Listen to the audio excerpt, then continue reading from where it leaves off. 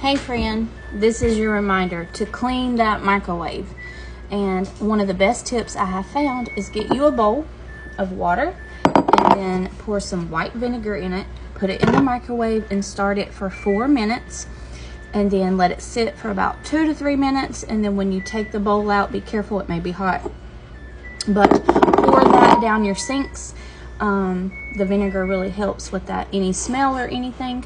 But when you clean your microwave out, it should just be able to wipe right out. So clean that microwave. All clean.